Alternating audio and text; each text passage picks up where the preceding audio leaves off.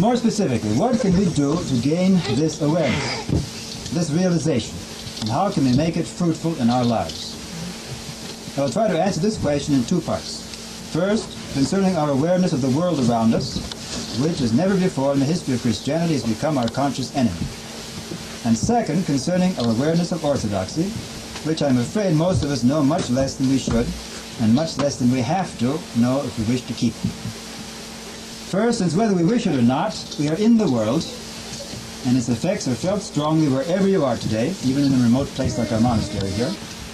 Therefore, we must face it and its temptations squarely and realistically, but without giving in to it. In particular, we must prepare our young people for the temptations facing them, and, as it were, inoculate them against these temptations. We must be aware that the world around us seldom helps and almost always hinders the upbringing of a child in the true Orthodox spirit. We must be ready every day to answer the influence of the world by the principles of a sound Christian upbringing. This means, to go into a few more specific points, that what a child learns at school must be constantly checked and corrected at home. You can't assume what he's going to learn in school is something simply that's profitable or secular and has nothing to do with his orthodox outlook on life. A generation ago you could have assumed that more or less. Now, no longer can do that.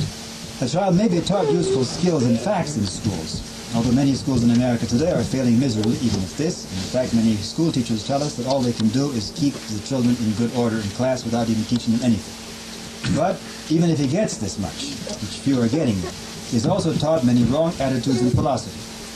The child's basic attitude towards an appreciation of literature, music, history, art, philosophy, even science, and of course life and religion, must come first of all not from school, because the school will give you this all mixed up with modern philosophies. It must come first from the home and the church, or else a child is bound to be miseducated in today's world. The public education is at best agnostic and at worst openly atheistic or anti-religious. Of course, in the Soviet Union, all this is forced upon the child. There's no religion whatsoever, and there's an active program of making the child atheist. In America, it's not so bad. Perhaps in some places it's getting that bad, but not as bad.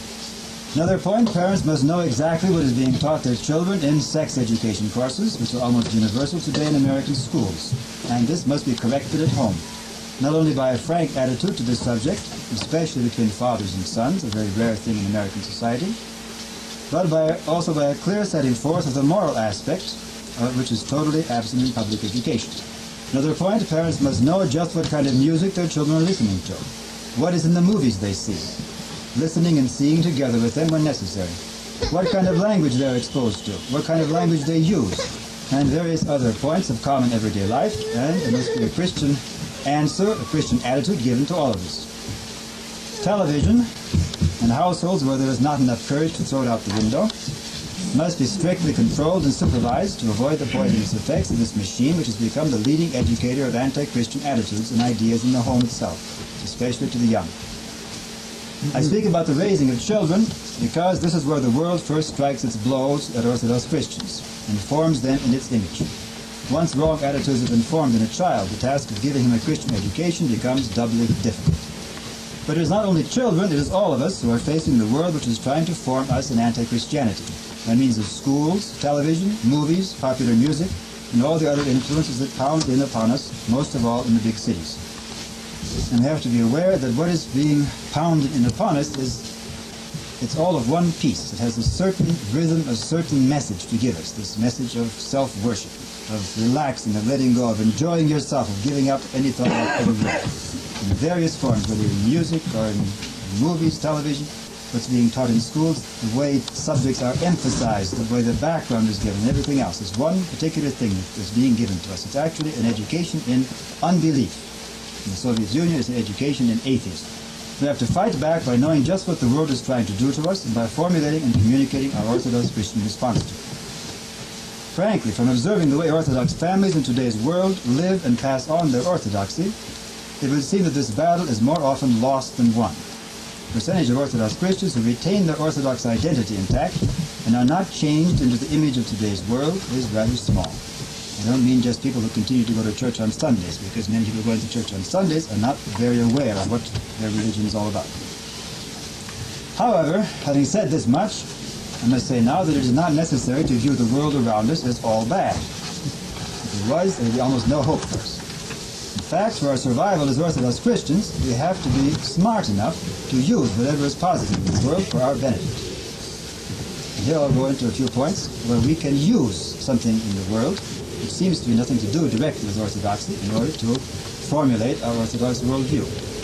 For example, the child who has been exposed from his earliest years to good classical music and has seen his soul being developed by it will not be nearly as tempted by the crude rhythms and message of rock and other contemporary forms of pseudo-music as someone who has grown up without a musical education. Such a musical education, as several of the often elders have said, refines the soul and prepares it for the reception of spiritual impressions. The child, second point, the child who has been educated in good literature, drama, and poetry, and has felt their effect in his own soul, that is, has really enjoyed them, will not easily become an addict of the contemporary movies and television programs and cheap novels which devastate the soul and take it away from the Christian path.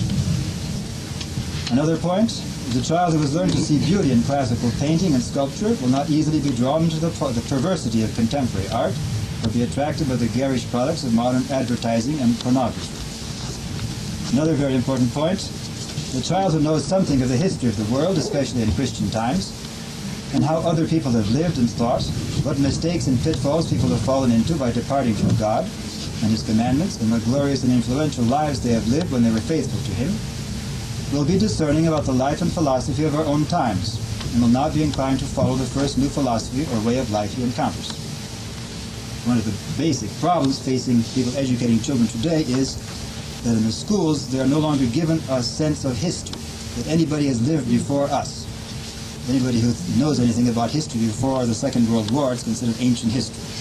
And actually, it's a very dangerous, fatal kind of a thing to give a child, because it means he has no ability to take examples from the way people lived in the past. And actually, history constantly repeats itself.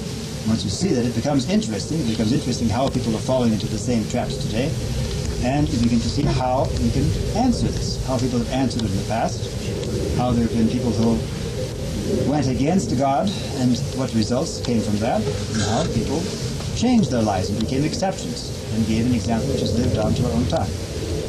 Therefore, this sense of history is a very important thing that should be communicated. In general, the person who is well acquainted with the best products of secular culture, which in the West almost always have definite religious and Christian overtones, has a much better chance of leading a normal, fruitful, orthodox life than someone who knows only the popular culture of today. One who is converted to orthodoxy straight from rock culture, anyone who thinks he can combine orthodoxy with that kind of culture, has much suffering to go through and a difficult road in life before he can become a truly serious Orthodox Christian, who is capable of handing on his faith to others.